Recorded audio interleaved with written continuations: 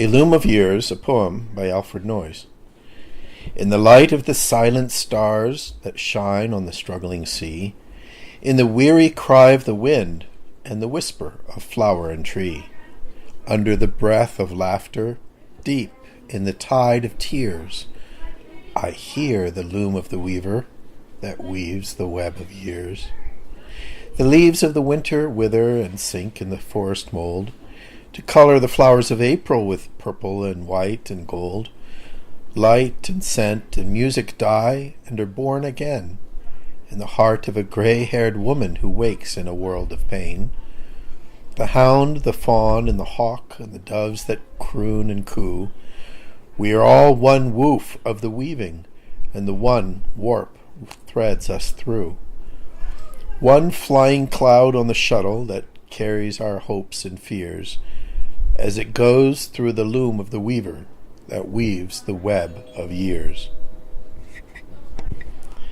The green uncrumpling fern and the rustling dew-drenched rose pass with our hearts to the silence where the wings of music close, pass and pass to the timeless that never a moment mars, pass and pass to the darkness that made the suns and stars. Has the soul gone out in the darkness? Is the dust sealed from sight?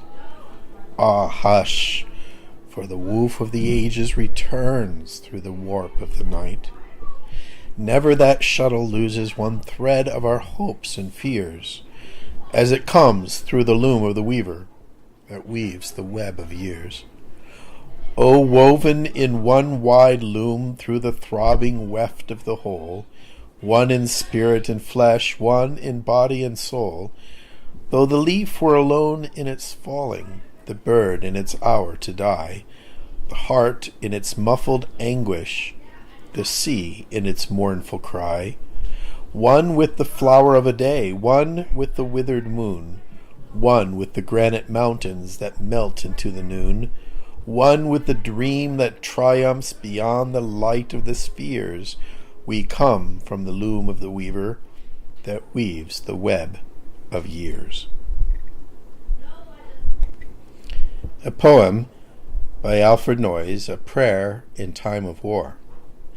The war will change many things in art and in life, and among them it is to be hoped many of our own ideas as to what it is and what it is not to be intellectual.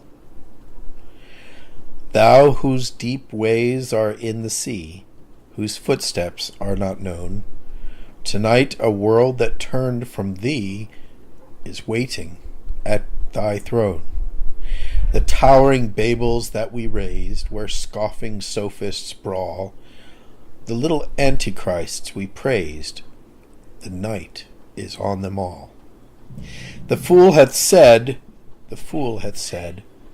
and we who deemed him wise, we who believed that thou wast dead, how should we seek thine eyes? How should we seek to thee for power, who scorned thee yesterday? How should we kneel in this dread hour? Lord, teach us how to pray. Grant us the single heart once more, that mocks no sacred thing, the sword of truth our fathers wore, when thou wast Lord and King. Let darkness unto darkness tell our deep unspoken prayer, for while our souls in darkness dwell, we know that thou art there. Fishers of Men, a poem by Alfred Noyes. Long, long ago, he said, he who could wake the dead and walk upon the sea, come, follow me. Leave your brown nets and bring only your hearts to sing, only your souls to pray. Rise, come away. Shake out your spirit sails and brave those wilder gales, for I will make you then fishers of men. Was this, then, what he meant? Was this his high intent, after 2,000 years of blood and tears? God help us if we fight for right and not for might. God help us if we seek to shield the weak. Then, though his heaven be far from this blind welter of war, he'll bless us on the sea from Calvary. The Searchlights, a poem by Alfred Noyes. Political morality differs from individual morality because there is no power above the state, said General von Bernardi.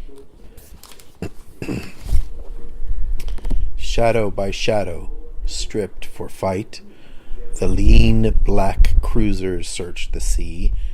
Night long their level shafts of light revolve and find no enemy. Only they know each leaping wave may hide the lightning and their grave. And in the land they guard so well, is there no silent watch to keep? An age is dying, and the bell rings midnight on a vaster deep. But over all its waves once more the searchlights move from shore to shore. And captains that we thought were dead, and dreamers that we thought were dumb, and voices that we thought were fled, arise and call us, and we come. And search in thine own soul, they cry, for there too lurks thine enemy. Search for the foe in thine own soul, the sloth, the intellectual pride, the trivial jest that veils the goal for which our fathers lived and died, the lawless dreams, the cynic art that rend thy nobler self apart. Not far into the night those level swords of light can pierce. Yet for her faith does England fight, her faith in this our universe, believing truth and justice draw from founts of everlasting law. The law that rules the stars, our stay, our compass through the world's wide sea. The one sure light, the one sure way, the one firm base of liberty, the one firm road that men have trod through chaos to the throne of God. Therefore a power above the state, the unconquerable power, returns. The fire that made her great, once more upon her altar burns. Once more redeemed and healed and whole, she moves to the eternal goal. Cotton Wool, a poem by Alfred Noyes. Shun the brush and shun the pen, shun the ways of clever men, when they prove that black is white, when they swear that wrong is right, when they roast the singing stars like chestnuts in between the bars. Children, let a wandering fool stuff your ears with cotton wool. When you see a clever man, run as quickly as you can. You must never, never, never think that Socrates was clever. The cleverest thing I ever knew now cracks walnuts at the zoo. Children, let a wandering fool stuff your ears with cotton wool. Homer could not scintillate. Milton, too, was merely great. That's a very different matter from talking like a frantic hatter. Keats and Shelley had no tricks. Wordsworth never climbed up sticks. Children, let a wandering fool stuff your ears with cotton wool. Lincoln would create a gloom in many a London drawing room. He'd be silent at their wit, he would never laugh at it. When they kissed Salome's toes, I think he'd snort and blow his nose. Children, let a wandering fool stuff your ears with cotton wool. They'd curse him for a silly clown, they'd drum him out of London town. Professor Flunkey, the historian, would say he was a dull Victorian. Matthew, Mark, and Luke and John, bless the bed I rest upon. Children, let a wandering fool stuff your ears with cotton wool. Daddy Fell into the Pond, a poem by Alfred Noyes. Everyone grumbled the sky was gray. We had nothing to do and nothing to say. We were nearing the end of a dismal day, and there seemed nothing beyond. Then Daddy fell into the pond. Everyone's face grew merry and bright, and Timothy danced for sheer delight. "Give me the camera, quick, oh quick! He's crawling out of the duckweed!" Click. Then the gardener suddenly slapped his knee and doubled up, shaking silently, and the ducks all quacked as if they were daft, and it sounded as if the old drake laughed. Oh, there wasn't a thing that didn't respond when Daddy fell into the pond. Dedication to the memory of Cecil Spring Rice, a poem by Alfred Noyes. Steadfast as any soldier of the line, he served his England with the imminent death poised at his heart, nor could the world divine the constant peril of such a burdened breath.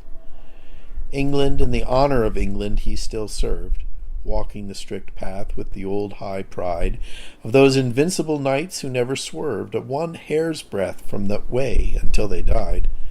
Quietness he loved, and books, and the grave beauty of England's Helicon, whose eternal light shines like a lantern on that road of duty, discerned by few in this chaotic night. And his own pen, foretelling his release, told us he foreknew the end was peace. Soldier of England, he shall live unsleeping among his friends with the old proud flag above, for even today her honor is in his keeping. He has joined the hosts that garter with their love. They shine like stars, unnumbered happy legions, in that high realm where all our darkness dies. He moves with honor in those loftier regions above this world of passion and of lies. For so he called it, keeping his own pure passion, a silent flame before the true and good, not fawning on the throng in this world's fashion, to come and see what all might see who would. Soldier of England, perfect, gentle knight, the soul of Sydney welcomes you tonight. Epilogue, a poem by Alfred Noyes. Carol, every violet has heaven for a looking-glass. Every little valley lies under many clouded skies. Every little cottage stands girt about with boundless lands. Every little glimmering pond claims the mighty shores beyond. Shores no seaman ever hailed, seas no ship has ever sailed. All the shores, when day is done, fade into the setting sun. So the story tries to teach more than can be told in speech. Beauty is a fading flower, truth is but a wizard's tower, where solemn death bell tolls and a forest round it rolls.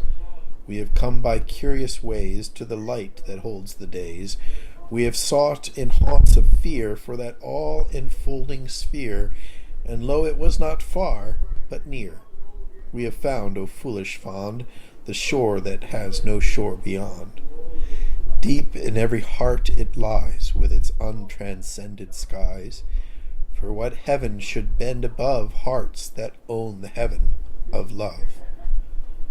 Carol, Carol, we have come back to heaven, back to home. 5 Criticisms, a poem by Alfred Noyes. On many recent novels by the conventional unconventionalists. Old Pantaloon, lean-witted, dour and rich, after grim years of soul-destroying greed, weds Columbine, that April-blooded witch, too young to know that gold was not her need.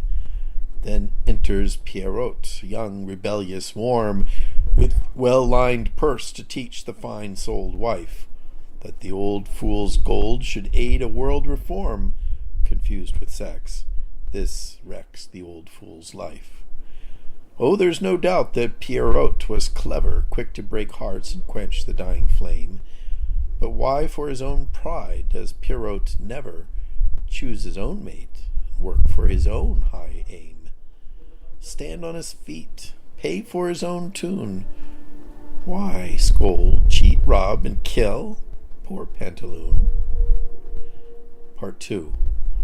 On a certain goddess acclaimed as new, but known in Babylon. I saw the assembled artists of our day, waiting for light, for music, and for song, A woman stood before them, fresh as May and beautiful, but in that modish throng.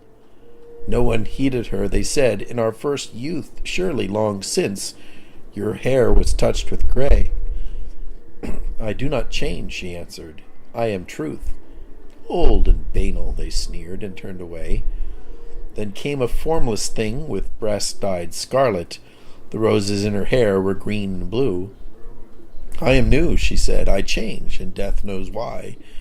Then with the eyes and gesture of a harlot she led them all forth, whinnying, "New! How new! Tell us your name." She answered, "The new lie." Part 3. On certain of the Bolsheviki idealists.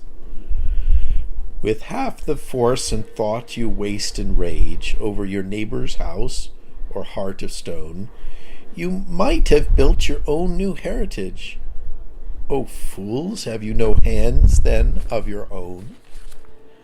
Where is your pride? Is this your answer still? This the red flag that burns above our strife? This the new cry that rings from Pisgah Hill? Our neighbor's money, our neighbor's life. Be prouder. Let us build that nobler state with our own hands, with our own muscle and brain. Your very victories die in hymns of hate, and your own envies are your heaviest chain. Is there no rebel proud enough to say, "We'll stand on our own feet and win the day"? Part 4. On certain realists. You with the quick sardonic eye for all the mockeries of life, beware in this dark mask of things that seem, lest even in that tragic irony which you discern in this our mortal strife, trick you and trap you also with a dream. Last night I saw a dead man borne along the city streets, passing a boisterous throng that never ceased to laugh and shout and dance, and yet, for all the poison bitter minds might brew from themes like this, I knew that the stern truth would not permit her glance thus to be foiled by flying straws of chance, for her keen eyes on deeper skies are set, and laws that tragic ironists forget. She saw the dead man's life from birth to death, all that he knew of love and sin and pain, success and failure not as this world sees, his doubts, his passions, inner loss and gain, and borne on the darker tides of constant law, beyond the margin of this life she saw all that he'd left his body with the breath. These things to her were still realities. If any mourned for him unseen, she saw them too, and if none, she'd not pretend his clay were colder or his God less true, or that his grave at length would be less green. She'd not deny the boundless depths of her eternal sky, brooding above a boundless universe, because he seemed to man's unseeing eye going a little further to fare worse. Nor would she assume he lacked that unseen friend whom the tragic ironists declare were better than the seen in his last end. And then beware, lest in the strong name of reality you mock yourselves anew with shapes of air, lest it be you, agnostics, who rewrite the fettering creeds of night, affirm you know your own unknowable, and lock the winged soul in a new hell, lest it be you, lip-worshippers of truth, who break the heart of youth, lest it be you, the realists who fight with shadows and forget your own pure light, lest it be you who with a little shroud, snatched from the sightless faces of the dead, hoodwink the world and keep the mourner bowed in dust, real dust, with stones, real stones, for bread. Lest as you look 1/8 of an inch beneath the yellow skin of death, you dream yourselves discoverers of the skull, that old memento mori of your faith, lest it be you who haunt a flying wraith through this dissolving stuff of hill and cloud, lest it be you who at the last annul your covenant with your kind, lest it be you who darken heart and mind, sell the strong soul in bondage to a dream, and fetter us once more to things that seem. Part 5. An answer. After reading an article in a leading London journal by an intellectual who attacked one of the noblest poets and greatest artists of a former century on the ground that his high ethical standards were incompatible with the new lawlessness. This vicious lawlessness the writer described definitely, and he paid his tribute to dishonor as openly and brutally as any of the Bolsheviki could have done. I'd always known that this was the real ground of the latter-day onslaught on some of the noblest literature of the past, but I'd never seen it openly confessed before. The time has now surely come when, if our civilization is to make any fight at all against the new red ruin and breaking up of laws, that we must cease to laud our slack-minded latter-day literature of rebellion for its cleverness in making scraps of paper out of the plain laws of right and wrong. It has been doing this for more than 25 years, and the same has become fashionable upon those who are too busy to read carefully or understand fully what pitfalls are being prepared for their own feet and the feet of their children. Part 1. If this were true, England indeed were dead. If the wild fashion of that poisonous hour, wherein the new Salome, clothed with power, wriggled and hissed with hands and feet so red, should even now demand that glorious head, whose every word was like an English flower, whose every song an English April shower, whose every thought immortal wine and bread, if this were true, if England should prefer darkness, corruption, and the adulterous crew, Shakespeare and Browning would cry shame on her, and Milton would deny the land he knew, and those who died in Flanders yesterday would thank their God they sleep in cleaner clay. Part 2. It is not true. Only these rebel wings, these glittering clouds of intellectual flies, out of the stagnant pools of the midnight rise. From the old dead creeds their carrion poison stings. They strike at noble and ignoble things, immortal life with the old world's outworn lies. But even now a wind from clearer skies dissolves in smoke their coteries and wings. See, their divorced idealist re-divorces the wife he stole from his own stealing friend, and these would pluck the high stars from their courses, and mock the fools that praise them till the end. Well, let the whole world praise them, truth can wait, till our new England shall unlock the gate. Part 3. Yes, let the fools go paint themselves with woad, for we've a jest between us, truth and I. We know that those who live by fashion die also by fashion, and that mode kills mode.